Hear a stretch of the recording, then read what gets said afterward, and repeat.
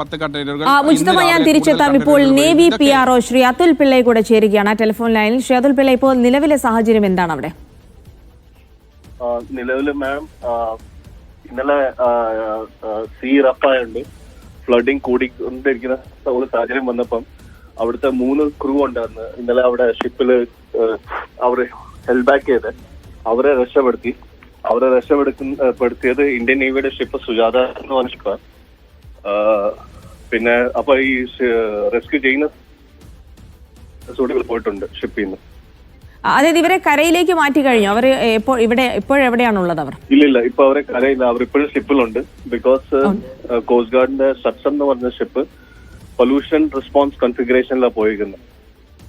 Of any pollution act ചെയ്തുണ്ടെങ്കിൽ അതിനുവേണ്ടി അവർക്ക് തിരിച്ചു വരാൻ പറ്റില്ല. സോ ഈ 3 ഷിപ്പും അവിടെ തന്നെ ഉണ്ട്. 2 കോസ്റ്റ് ഗാർഡിന്റെ ഷിപ്പും ഒരു ഇന്ത്യൻ നേവിയുടെ ഷിപ്പും.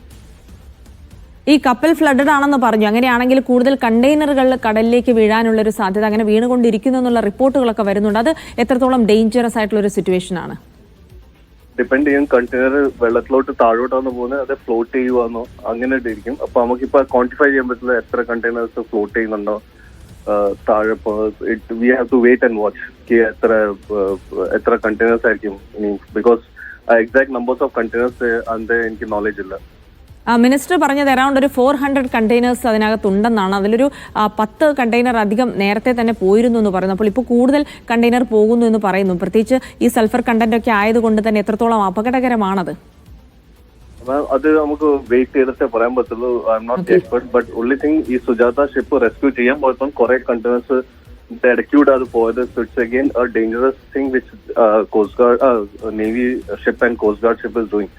അപ്പം ആ ഒരു കണ്ടെയ്നേഴ്സിന്റെ ഇടയ്ക്കൂടെ 2-3 ക്രൂവിനെ റെസ്ക്യൂ ചെയ്തു.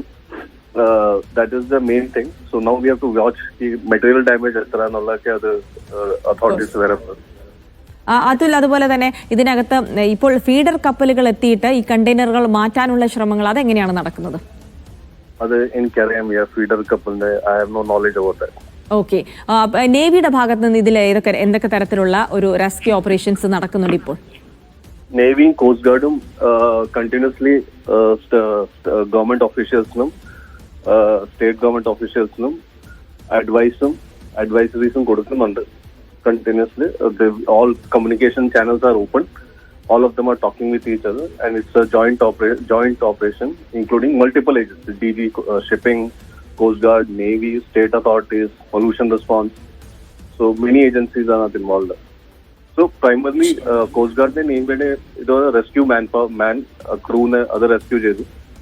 Second is pollution. In case of any pollution, Coast Guard will start tackling that. പിന്നെ ബാക്കി കണ്ടെയ്നേഴ്സ് ഗുഡ്സ് എന്തൊക്കെയാണ് I will not be able to answer.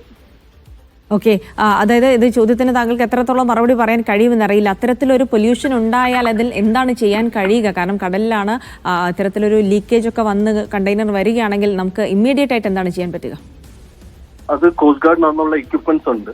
Pollution response, ഇങ്ങനെ ഓയിൽ സ്പില്ലേജ് നടക്കുമ്പോഴൊക്കെ പൊല്യൂഷൻ റെസ്പോൺസ് ചെയ്യാനുള്ള എക്യുപ്മെന്റ്സും നല്ല ഗുഡ് മെറ്റീരിയൽസും അവരുടെ അടുത്തുണ്ട്. So they will respond with that.